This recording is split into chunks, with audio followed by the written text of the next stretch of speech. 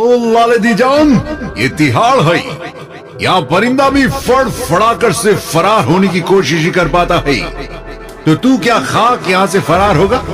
रही बात हमारे वतन जाकर अपने देश की आन बान शान वापस लाने वाली, तो वो काम आज तक न तुम्हारा हिंदुस्तान कर पाया है और ना ही कोई कभी कर पाएगा। अपनी इस बात के जरिए उन 3 अफगानिस्तानी कैदियों में से एक ने एक हिंदुस्तानी कैदी के सामने ये बात चुनौती की तरह पेश की, जिसे एक्सेप्ट करते हुए उस हिंदुस्तानी कैदी ने उन्हें जवाब दिया। जो काम आज तक किसी ने नहीं किया, वो काम मैं यानी कैदी नंबर 101 करके दिखाएगा। इस तिहाड़ जेल से फरार भी होकर दिखाऊंगा और तुम्हारी चुनौती को भी पूरा करूंगा। उस कैदी की इस बात पर वहां मौजूद वो अफगानी कैदी जोर जोर से हंसने लगे। उनकी ये हंसी उस हाई रिस्क सेल में गूंजने लगी, मगर वो सभी इस बात से बेखबर थे कि उस कैदी ने तिहाड़ से फरार होने की ठान ली थी।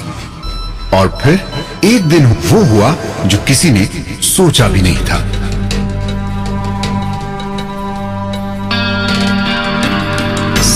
फरवरी 2004 सुबह 6:55। गेट खोलो, कैदी को कोर्ट लेके जाने के लिए आए हैं। अरे अब कौन से कैदी को लेने आए हो? हम जिस कैदी को लेने आए हैं उसका नाम। कांस्टेबल ने मुंह से उस कैदी का नाम सुन तिहाड़ जेल का दरबान थोड़ा कंफ्यूज्ड हो गया। उसे अपने कानों पर यकीन नहीं हुआ। तब उसने अपने कंफ्यूजन को दूर करना चाहा। अरे एक ही कैदी को कितनी बार लेने आओगे? अभी थोड़ी ही देर पहले तो तुम लोग उसे लेकर गए। क्या? ऐसा कैसे हो सकता है? हम तो अभी आ रहे हैं। क्या? तो फिर थोड़ी देर पहले पुलिस जिस कैदी को लेकर गई वो कौन सी पुलिस थी? ये जवाब सुन पुलिस कांस्टेबल दंग रह गया। उसी पल उन दोनों ने एक दूसरे को हैरानी भरी नजरों से देखा। उनके चेहरे पर पसीने की बूंदें और माथे पर परेशानी भरी शिकन उभर आई। उस पल उन दोनों के जहन में सिर्फ एक ही सवाल आया। अगले ही पल वहां इमरजेंसी अलार्म बजा और पूरे तिहाड़ जेल में चारों तरफ अफरा तफरी मच गई। वहीं दूसरी तरफ तिहाड़ जेल से काफी दूरी पर नकली पुलिस जीप रुकी, जिसमें से जेल से फरार कैदी नीचे उतरा और कपड़े बदलते हुए अपने साथियों का शुक्रिया अदा करने लगा। दोस्तों, तुम लोगों ने मेरी जो मदद की है वो मैं मरते दम तक नहीं भूलूंगा। अब मुझे अपनी जिंदगी के असली मकसद की तरफ बढ़ना है, जिसके लिए मैंने जेल से भागने का फैसला लिया। लेकिन तेरा वो मकसद है क्या? आखिर तू क्या चाहता है? वो मैं तुम्हें बाद में बताऊंगा, लेकिन मुझ पर भरोसा रखना। मैं ऐसा कोई भी जुर्म नहीं करूंगा जिसके लिए किसी को भी शर्मिंदा होना पड़े, बल्कि मैं तो कुछ ऐसा करने जा रहा हूं जिससे तुम सभी को, इस पूरे देश को मुझ पर गर्व होगा, मुझ पर नाज होगा। इतना कहकर उस कैदी ने अपने दोस्तों को जाने का इशारा किया और खुद भी अपना हुलिया बदलने के लिए वहां से गायब हो गया। उधर दूसरी तरफ जेल से कैदी के फरार होने की खबर पूरे देश में आग की तरह फैल गई। तमाम अखबारों और टीवी न्यूज चैनल्स पर यही न्यूज टेलीकास्ट हो रही थी, जिस पर इस वक्त उस कैदी की नजर भी थी, जो कि फिलहाल एक नाई की दुकान में आईने के सामने बैठकर दाढ़ी बनवा रहा था।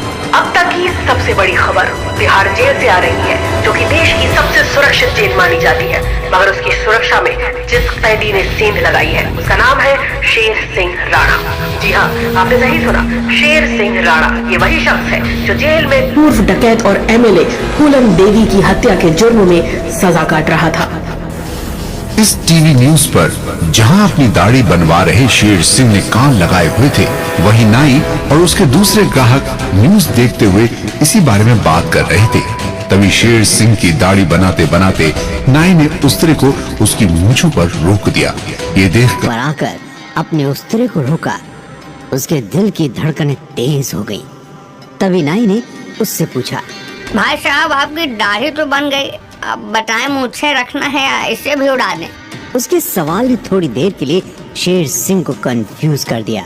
हालांकि इससे उसे एक राहत भरी सांस लेने का मौका मिला, क्योंकि नाई ने उसे नहीं पहचाना।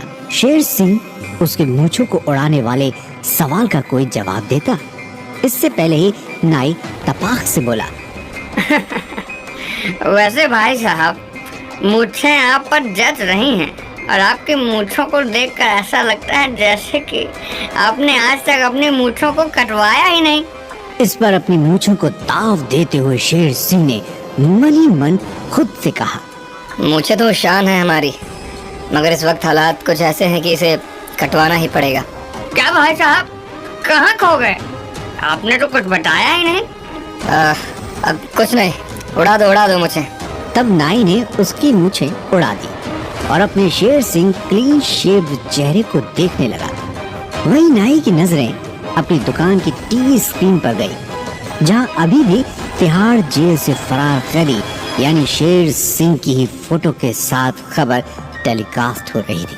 आपको बता दें कि अभी हमें अपने सूत्रों के हवाले से पता चला है कि तिहाड़ जेल से फरार कैदी को फिर से हिरासत में लेने के लिए जेल प्रशासन कई सख्त कदम लेने की तैयारी में है, जिसके बारे में पता चलते ही हम आपको ताज़ा अपडेट देने के लिए फिर से हाजिर होंगे। तब तक देखते रहिए देश दुनिया की तमाम बाकी खबरें। टीवी पर खबर देखने के बाद नाई की नजर शेर सिंह के चेहरे पर गई और एक पल के लिए उस पर ठहर सी गई। उसे इस तरह से खुद को घूरता देखकर शेर सिंह थोड़ा सा हड़बड़ा गया। क्या हुआ भाई? इस तरह से क्या देख रहे हो? नहीं, कुछ नहीं भाई साहब, लेकिन बुरा मत मानिएगा, आपकी शक्ल टीवी पर देखने वाले शेर सिंह राणा से बहुत मिलती जुलती है भाई। ये सुनकर शेर सिंह एक पल के लिए सहम सा गया। उसे ऐसा लगा जैसे बस वो पकड़ा गया, मगर अगले ही पल उसने अपने आप को संभाला और अपने चेहरे पर एक नकली मुस्कान लाकर तुरंत बोला, अरे क्या भैया, तुम भी कहाँ मुझे क्रिमिनल बनाने पे तुले हो? आजकल तो कई लोगों की शक्ल एक दूसरे से मिलती जुलती है। ये सुनकर शेर सिंह के साथ साथ वो नाई भी हंसने लगा, मगर उसे शेर सिंह पर शक तो हो ही गया। वहीं शेर सिंह ने मन ही मन सोचा, इससे पहले कि पुलिस मेरे बारे में और कोई जानकारी टीवी न्यूज़ के जरिए आम लोगों तक पहुंचाए, मुझे यहाँ से गायब हो जाना चाहिए। खुद से इतना कहते हुए शेर सिंह ने नाई को उसका मेहूं ताना दिया और तुरंत ही वहां से निकल गया। उधर दूसरी तरफ तिहाड़ जेल में कैदी के फरार हो जाने से कोहराम मच गया। इन्वेस्टिगेशन के लिए जेल में पुलिस की 2 से 3 गाड़ियां अंदर आई, जिनमें से दिल्ली पुलिस क्राइम ब्रांच और स्पेशल सेल टीम के ऑफिसर्स बाहर निकले। तब तक जेल सुपरिटेंडेंट भी वहां पर पहुंच गए, जिन्हें फटकार पड़ने वाली थी।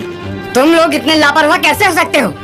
तुम्हारी नाक के नीचे से एक कैदी फरार हो गया और तुम्हें इस बात का अंदाजा भी नहीं हुआ कि वो नकली पुलिस थी। अब देखो कैसे तुम सबके ट्रांसफर और सस्पेंशन ऑर्डर आते हैं। इस पर जेल सुपरिटेंडेंट ने कोई जवाब नहीं दिया, जिससे साफ जाहिर हो गया कि उन्हें अपनी लापरवाही पर पछतावा था।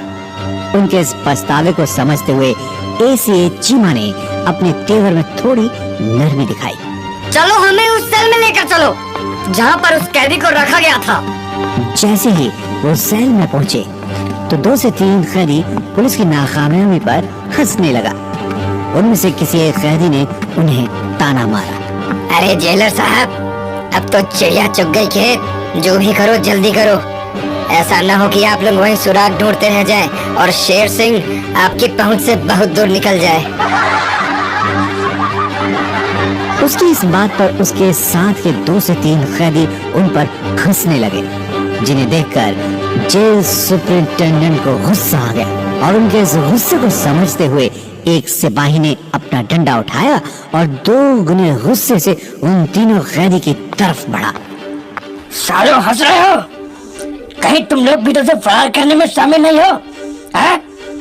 तुम सबका भी बताता हूँ। इतना कहते हुए वो सिपाही उन 2 से 3 कैदियों पर ताबड़तोड़ डंडे बरसाने लगा। चलो बताओ कैसे भागा वो? और भागकर कहाँ गया? बताओ, वरना आज तुम सबकी खाल खींच ली जाएगी। वो सिपाही पर पूरे गुस्से से उन्हें धोने लगा और उन कैदियों के दर्द से तड़पने की चीखें पूरे वार्ड में गूंजने लगी। इसी बीच एसीए चीमा ने अपने 2 पुलिस कांस्टेबल को इशारे से अपने पास बुलाया। शेर सिंह का सामान चेक करो, हो सकता है कि उसमें से हमें कोई ना कोई सुराग मिल जाए। और हाँ, भागने से पहले वो जिन कैदियों के साथ ज्यादा वक्त बिताता था उनसे पूछताछ करो, देखते हैं क्या मिलता है। एसीपी का आदेश सुनते ही दोनों पुलिस कांस्टेबल अपने काम में लग गए। वहीं वो जेल सिपाही अब भी उन कैदियों को बेरहमी से मार मार कर पसीने में तर-मतर होकर भीग चुका था। उसे हाफता हुआ देखकर एसीपी ने अपना एक हाथ उठाया और उसे रुका। बस बस, अब और थकने की जरूरत नहीं है, पीछे हटो। उस सिपाही के पीछे हटते ही एसीपी चीमा उन कैदियों के चारों तरफ टहलते हुए कहने लगा, इन लोगों को राणा के भागने के बारे में भनक भी नहीं थी, क्योंकि अगर ऐसा उनको पता होता तो ये लोग भी उनके साथ फरार होने की कोई ना कोई तरकीब जरूर लगाते। तभी वो दोनों पुलिस कांस्टेबल एसीपी चीमा एक पास आए। कुछ मिला? कोई इन्फॉर्मेशन, कोई सुराग? सुबह उसके सामान में कुछ कागज के टुकड़े मिले जिन पर कुछ मोबाइल नंबर लिखे हैं। गुड, इन मोबाइल नंबर की डिटेल्स निकालो और इन्हें सर्विलेंस पर डाल दो। हो सकता है कि इसके जरिए हम उस तक पहुंच जाएं। और हाँ साहब, कुछ कैदियों से पूछताछ में भी पता चला है कि शेर सिंह पिछले कुछ दिनों से कैदी से पगड़ी बांधना सीख रहा था। इसका मतलब वो अपना हुलिया बदलकर कानून की आंखों में धूल झोंकने की कोशिश करेगा। एसीपी चीमा ने इतना कहा ही था कि तभी उनके जहन में शेर सिंह तक पहुंचने का एक आइडिया आया और उन्होंने जेल सुप्रिटेंडेंट और अपने साथियों को कुछ समझाया और फिर एक गहरी सांस लेते हुए कहा, बस इस खबर को मीडिया में अच्छी तरह से फैला दो। हर टीवी न्यूज़ चैनल और हर अखबार के फ्रंट पेज पर ये खबर होनी चाहिए। फिर देखना कैसे वो हमारे बनाए ट्रैप में खुद ब खुद फंसता है।